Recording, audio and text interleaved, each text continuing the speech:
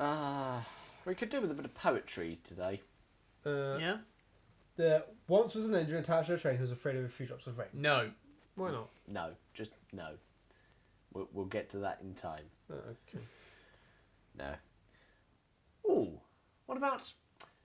Summer is singing in streets again, and summertime's travels have now begun. The cuckoo sings of the burnished grain, and long journeys gilded by the sun. Nah, that's too fancy. Oh.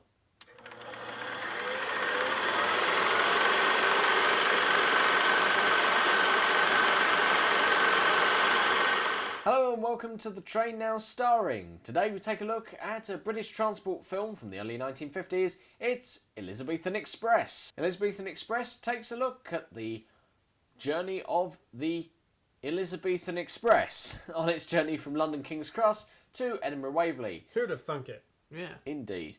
In between, we take a quick look at some of the other aspects of railway life, including the locomotive workshops and the permanent way gangs. So, story! It actually has one. It's got some actual It's a storyline. three-act structure It with really tension. is. Yes. Yeah. Incredible. Who would have thought it in a documentary In in 1955? I think it's probably one of the greatest works of art to come out of British transport films. In fact, of any film unit of that time that was producing documentary, that is. I'm not, not counting some of the blatantly obvious mega films You of saying the this day. is better than Ben-Hur? No. No. No. Well, as Ben-Hur, then just above that Elizabethan Express. Yeah. I mean, it's a tight thing. It's a tight thing. Yeah, But it's Ben-Hur's just underneath Elizabethan Express. No, but it's someone actually went away and Paul Lasso actually really put some effort into this in getting the poetry to such a fantastic extent, and actually into cutting that with the live soundtrack works so well. I mean, you two both know that I've learnt the poem off by heart. Yeah. Don't we know that? But It's one of the defining features. it of is. The yeah, change film. of pace throughout that. It's not a poem that's just forever at the same pace. No. Oh, It picks up, it slows down. picks up and slows down with the train. And works so well at bringing us to away from the train and back to it again when we need to. There's not a lot of poetry that manages to sustain that sort of entertainment for that length of time. There's not a lot of poetry that manages to actually entertain me. You've obviously never been to slam poetry. No. No, it's... I mean, when I was asked at school to memorise a poem, I memorised that one. And everyone was quite shocked at how long it went on for. But, what's going on for Well, if you take out the gaps, it lasts for about 12 and a half minutes. You take out the gaps. Yeah. So, were they expecting you to just like memorise like a 2-minute poem and then you ramble on for 12 minutes? Pretty much, yeah. Okay. So when's he going to stop? Like, bloody hell, he's done well. Wouldn't mind if I only got a B. Oh, the irony. So, well, he did go on for 12 minutes. We could give him an A, but it went on a bit long. But it went on for 12 minutes. It went on for 12 minutes, so... No. It's a good poem, and it works so well. And I mean, apart from that, your basic...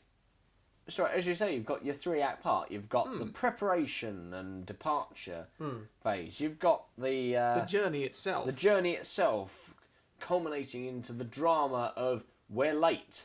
I mean, saying it like this, it sounds pathetic. We're late for a very important date. There's White Rabbit running across the track. Then just gets in front of Silver Fox and just...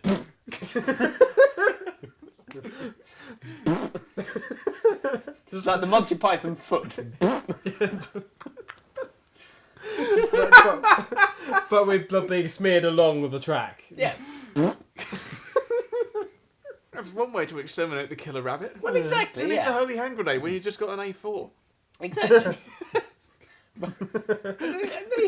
And the fact that we changed protagonist halfway through, we suddenly had this change of crew. The cruise. Oh, main characters changed. It's like Doctor Who. Yes, they've regenerated the crew, Yes, into Scotsman. and It's exactly like Doctor Who. It's not. It's not all Scotsmen. No, that's true. It's one Scotsman and one Bristolian. No one. He's described as being cursed with Bristol. I would contest being cursed with Bristol. It's in the script. Yes. When he kissed a young lass in the dark for a lark, she asked, "Was that you or a thistle?" Yeah. So marks out of 3 for story. 3. Yeah, I'm gonna give it a 3. I think I'll give it a 3 as well. Wow. It's bloody good. Yeah. Technical. Technical. There's a lot to say about this one, actually, the way it's been shot. I The- have. The parallel running with the train at speed. How much planning must have gone into There that? must be so much planning. Probably about Serious? as much as we do on slips. What? None whatsoever? No way. No, that's what we do on Death. It's like death. We turn up and we just go, "There's a diesel over there. Let's take the piss." No, out of it." credit where it's due. A lot of planning and logistics must Yeah. have gone into getting making sure the camera crew was on the right train at the right time, because they could have got that so badly wrong. Yeah. What? Just not got the Elizabethan, got up on the wrong train. Now get up on the wrong train parallel to the Elizabethan. Yes. Yeah, because it's not as though they exactly had mobile phones that "We're just coming up behind you. Start driving." Go! We've done that one before. Chris, get moving. No, not so fast, not so fast. But yes, Oh, shit. technically this is right. Well, I'm not gonna say it's right up there with Ben-Hur, but it's Just no. very technically good. Yes. Again, much like many of the other BTF films, the editing is so It's tight. sublime. It's just sublime. I'm trying to think if there's any shots in there I don't like, and I can't think of one. Even the ones that don't really seem to fit seem to work, because they look quite nice. No, there's some that don't fit. Oh yes. You said there was one that Yeah, didn't that's fit. right. Yeah, one shot where we've had loads of speed, and then we suddenly see her just casually sliding, Pondering along at Coasting along, 35 mile isn't an hour. And Yeah, which looks a little out of place, and they could have sped that up a bit. I reckon, but, Actually, I'm kind of glad that they didn't speed it up, because then you would have known it was fake. Yeah. the rest of it, as I say, it's all genuine. When you look at it. It does. I do feel sorry for those crew though. For 3 cameramen to pull that off. I know the workshop bits were done, and the signal bits and all the rest of it were done separately, but the bits around the actual journey done in one go. 2 on the train, 1 on the line side. It's I feel sorry for the poor bugger on the line side. Making sure he films the right train. And going at it for 6.5 hours. Yeah. We struggle enough with 3 hours, if that. Yeah. Unless he filmed it over multiple days. Yeah. But then you just have to make sure that you've got the same engine on the same stuff. I don't think that you could have done it over those days, because you wouldn't have had. It would have had to have been every other day, if anything, because and then you're relying on Silver Fox being in use on every single occasion. But I know for certain it was all done in one go.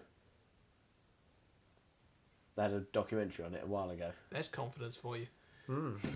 Yeah, no, they had a documentary on it, and they interviewed the crews that had done it, and the guy on the footplate said it's possibly the most exhilarating place he's ever been.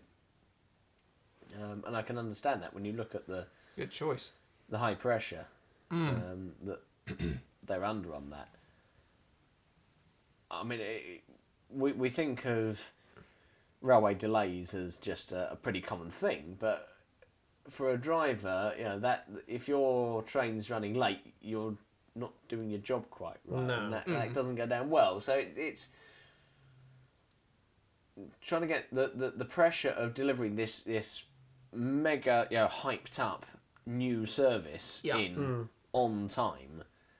It's just incredible. Yeah, and Utterly incredible. So what are we scoring for technical? 2.5. Why the half?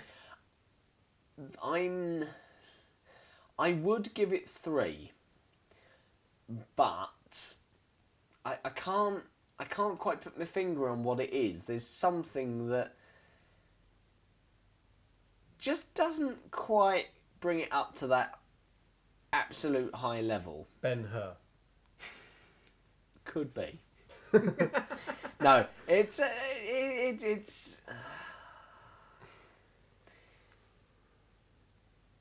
no, sorry, 3. Which changed his mind. Okay. Yeah. Well, in which case, I didn't know you could do that on this. Instead of me going, I'm going to disagree with you, I'm going to say I agree with you with 3. Because it's just amazing, technically. To be honest, I think the same. 3 all round. This is getting good, this is. What the hell's Full marks all round so far. Yeah. General appeal. This is where it could all go wrong. Yes. No, I think it's generally appealing. It's a short enough film in its own right that, I mean, everybody can relate to a train journey. I mean, the British Transport Films did lots of very technical films that they released generally, and the technical films, you either nowadays you look at them, and unless you're interested in the history of it or you're a railway enthusiast, it's not that great. At the time, it was, wow, look at all this wonderful stuff we now have. And that was interesting in the same way that nowadays watching developments on HS2 is interesting. Yeah. Or Crossrail being built is interesting now, but watching those films in 50 years' time, are they still going to have that same general appeal? Probably not. No. Because it's not reflecting current life. But Elizabethan Express, everybody can relate to a train ride. That said, I wouldn't necessarily recommend it to everyone. I think certain people won't like it.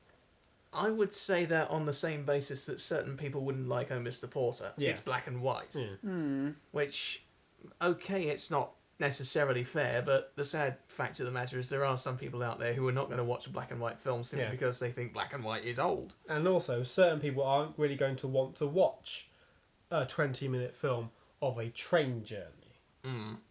Even if you do go into all the different aspects of how the train was made and all but it's not something that everyone generally wants to watch in the first place. So I think I'm going to give it a 3 for general appeal out of 4. Yeah. I'll agree with you on that one. Surprisingly, same marks all round. Wow. But what's going on? It's not quite full marks. We'll give it that. It's good. There's a couple little things in there. Yeah, my gripe that I had with technical has now shifted to general appeal. So like, almost full marks. There you go. So there you go. There you go. It's not quite Ben-Hur, but it's good enough.